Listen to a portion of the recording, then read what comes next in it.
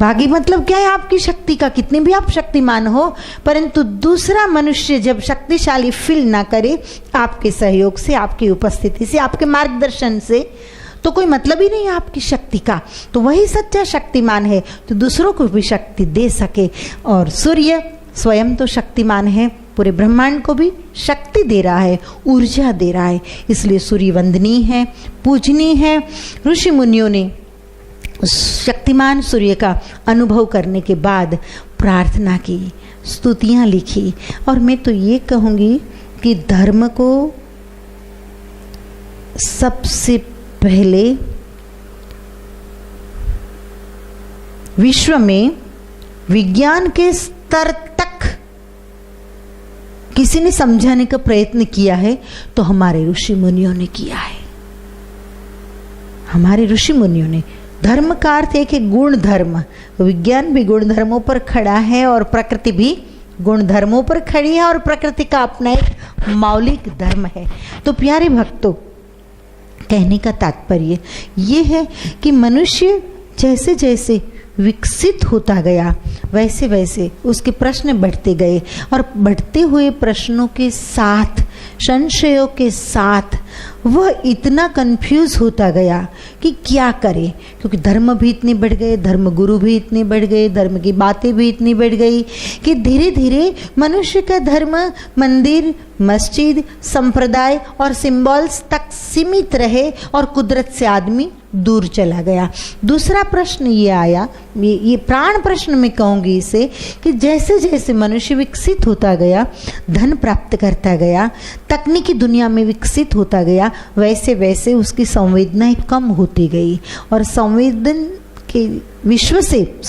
के विश्व से जैसे वह दूर गया वैसे ही प्रकृति से उसकी दोस्ती टूट गई, उसका नाता टूट गया, जिसकी वजह से आज मुझे बोलना पड़ता है। मैं कहूँगी करो सूर्योदय ध्यान, तो आदमी पूछता है कैसे करे। मनुष्य कितना बेचारा है, कितना विवश है, कितना लाचार है कि कुछ करना ही नहीं है, बस सूर्य के सामने बैठ जाएंगे तो जो कुछ होगा वो अपने आप होता जाएगा। परंतु फिर भी बेचारा इतना भी संवेदनशील नहीं है, सूर्य के सामने बैठा बैठा वो घर की बत्ती की चिंता करता है। ये उसकी हालात है, दयनीय स्थिति है। तो प्यारे साधकों, मुझे इसलिए इतना सब कुछ बोलना पड़ता है। प्रकृति के संदर्भ में जितने भी ध्यान है, मुझे लगता है कि मुझे इन विधियों को समझाने के लिए ज़्यादा से ज़्यादा इसलिए बोलना पड़ता है कि मनुष्य की संवेदनाएं कुंठित हो गई है। संवेदना के जगत से मनुष्य थोड़ा दूर चला गया है, और फिर से उसे वापस लाकर प्रकृति के संग में बिठाना है, फिर से उसका हस्त धुनन कराना है, फिर से उसकी आत्मीयता प्रकृति के साथ बढ़े। वो प्रकृति का जो दुश्मन बन गए आज, वृक्ष में लकड़ी नजर आती है, वृक्ष में आदमी को फर्नीचर दिखता है, नदी के प्रवाह में उसे बिजली कैसे उत्पन्न करे ये दिखता है, और आसमान में चांद सितारे नहीं दिखते परंतु हवाई जहाज ही दिखता है। ऐसी परिस्थिति में प्रकृति के साथ फिर से उसको दोस्ती कराने के लिए, उसको निकट लाने के लिए मुझे लगता है मुझे बोलना पड़ेगा, तभी अर्थ रहेगा सूर्योदय ध्यान का। बाकी सूरज के सामने बैठकर ही कुछ प्लान बनाएंगे तो आपको योजनाएं नहीं बनानी है, सूर्य के सामने बैठकर सारी योजनाओं को भूल जानी है, स्मृति हो जानी चाहिए, और इसके लिए मन को तैयार करना पड़ेगा। तो ये तैयारी करने के लिए मैं बोल रही हूँ, ये कोई उपदेश नहीं है, ये प्रिपरेशन है, ये कोई उपदेश नहीं है, ये एक तैयारी है, और हम सब मिलजुल कर ये तैयारी कर रहे हैं। हाँ, मेरा रोल शायद ज़्यादा एक्टिव लगे आपको, लेकिन आप पैसिव रोल में नहीं है, ध्यान रखना। प्रैक्टिकल में तो आपको ही करना है, मोस्ट एक्टिव है आप, मैं तो ये कहूँगी। तो प्यारे साधकों, कहते हुए मुझे अफसोस भी हो रहा है कि सत्य के अनुभवों को धर्म और विज्ञान के स्तर तक पहुंचाने का क्रांतिकारी कदम जो हमारे ऋषि मुनियों ने उठाया, और ये यश भारतवर्ष को गया, जहाँ सूर्य के मंत्र मिले, जहाँ नदियों के लिए मंत्र मिले, महासागर के लिए मंत्र मिले, पर्वतों के लिए, वनस्पतियों के लिए जहाँ मंत्र मिले, जहाँ पत्थर को पूजा, जहाँ वृक्षों को पूजा, जहाँ नदियों को पूजा, ऐसे समाज में केवल मनुष्य ही अपूज रह गया। अफसोस की बात है। क्यों? क्योंकि समय के साथ एक परिस्थिति ने इस तरह से करवट लिया कि मनुष्य के पास अपने पूर्वज ऋषि का अनुभव भी नहीं रहा, ऐसा हृदय भी नहीं रहा, ऐसा सत्य भी नहीं रहा, ऐसी जिज्ञासा भी नहीं रही और ऐसा पुरुषार्थ भी नहीं रहा, जिसे मैं आध्यात्मिक पुरुषार्थ कहती हूँ। और जब ऐसी जिज्ञासा, ऐसी प्यास, आध्यात्मिक पुरुषार्थ, ऐसी दृष्टि, ऐसी साधना, ऐसा दर्शन जब उसके पास नहीं रहा, ऐसी संवेदना नहीं रही, ऐसा दिल नहीं रहा, ऐसा हृदय नहीं रहा, तब परिस्थिति क्या हुई कि जो ऋषि मुनियों की बातें थी वो सत्य था, केवल बातें नहीं थी, सत्य का अनुभव था जो उसने वर्णन किया था। वह सत्य धीरे धीरे शास्त्र बन गए। वो शास्त्र की बातें सत्य के रूप में केवल मान्यताएं रह गई फिर तो, कि ये ऐसा कहता है ऐसा करो। ऋषि मुनियों ने कहा है कि सूर्य ग्रहण के वक्त भोजन नहीं करना चाहिए, इसलिए नहीं करो। लेकिन मैं कहूंगी कि अगर आपने ऐसा किया तो आप ब्लाइंड फॉलोअर है। सत्य को फॉलो करना ये अच्छी बात है, मैं पसंद करूंगी, लेकिन अंधा अनुकरण नहीं। फॉलो करो, कोई अच्छी बात है, तो मैं कहती हूँ ऐसा ईगो नहीं रखो कि कभी फॉलोअर मत बनो ना, फॉलो करो, लेकिन अंधा अनुकरण नहीं। स्वयं के पास कोई ऐसी झलक है, अनुभव है, तब करो।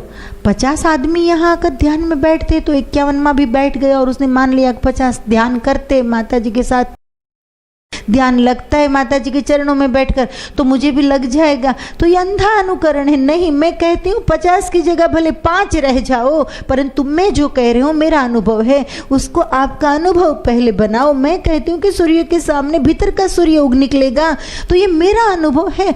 आप सूर्य के सामने बैठो, आपके भीतर सूर्य जब उग निकले आप अदृश्य हो जाओ। आप मतलब आपका ओढ़ा हुआ, आपका बोझ, आपका भार, आपने उधार लेकर जो कुछ टोकरा भर के रखा है सर के ऊपर, जो आपको सोने नहीं देता, शांति से आप आनंद से जीने नहीं देता, उस सारे भार को आप उतारो और आप जब अदृश्य हो जाओ तब सूर्योदय ध्यान आपका सफल हो गया।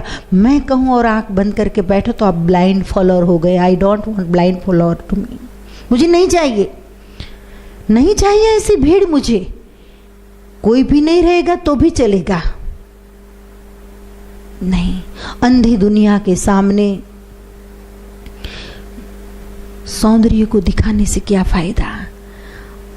बहरी दुनिया के सामने सत्य को सुनाने का क्या फायदा? मैं नहीं चाहती हूँ, नहीं चाहती हूँ। मैं कहती हूँ कि अंधेपन को दूर करो, बहरेपन को दूर करो, आँख खोलकर, मन दिल खोलकर कुदरत का दर्शन करो और मेरे अनुभव को आपका अनुभव बनाओ। तो प्यारे भक्तों, भारत में दयनीय स्थिति कहाँ पैदा हुई कि आपके पूर्वज, मेरे पूर्वज जिसे हम ऋषि मुनि कहते हैं, ऐसे ऋषि मुनियों के पास जो सत्य का अनुभव था उसके शास्त्र बने और उस शास्त्र को मानते हुए मनुष्य आगे बढ़ता गया, परंतु उसके पास कोई अनुभव नहीं रहा। फिर वो सत्य जो शास्त्र बना, शास्त्र फिर मान्यता बनी, मान्यता फिर परंपरा बनी, परंपरा धर्म बनी और वह धर्म फिर अंधा धर्म बना, अंधा अनुकरण बना। और इस वजह से ही आज धर्मों में बहुत भीड़ हो रही है, परंतु कहीं भी आनंद और प्रसन्नता नहीं है, कहीं भी आनंद और प्रसन्नता नहीं है। अंधों की भीड़ आकर मुझे पूछती है कि अल्लाह को बताओ, राम को बताओ। मैं कैसे बताऊं, कैसे बताऊं, मैं जवाब दो। बहरों की भीड़ आकर कहती है कि हमको संगीत सुनाओ परमात्मा का, मैं कैसे सुनाऊं, मुझसे ये नहीं हो पाएगा। और फिर से मैं कहती हूँ, एक बार इस पृथ्वी पर फिर से परम धर्म को स्थापित करना मैं चाहूंगी और उस धर्म का नाम होगा ध्यान का धर्म, ध्यान धर्म। वहाँ हिंदू भी आकर बैठेगा, सिख भी आकर बैठेगा, ईसाई भी आकर बैठेगा, वहाँ नारी भी बैठेगी, वहाँ नर भी बैठेगा, नर नपुंसक नारी का वहाँ भेद नहीं होगा, बच्चा भी बैठेगा, बूढ़ा भी बैठेगा। मैं एक ऐसा माहौल बनाना चाहती हूँ कि जहाँ सुखदेव भी ध्यान में बैठा और पराशर भी बैठा हो और दोनों अपनी अपनी ऊंचाइयों को छू रहे हो, अपने अपने शिखरों का अनुभव कर रहे हो। हाँ, मुझे पता है इतना आसान नहीं है, लेकिन असंभव भी नहीं है। इतना मुझे विश्वास भी है, मुझे श्रद्धा है, और मुझको खुद में तो श्रद्धा है, परंतु मुझको आप में भी श्रद्धा है, क्योंकि आप परमात्मा की लेटेस्ट कृति हो।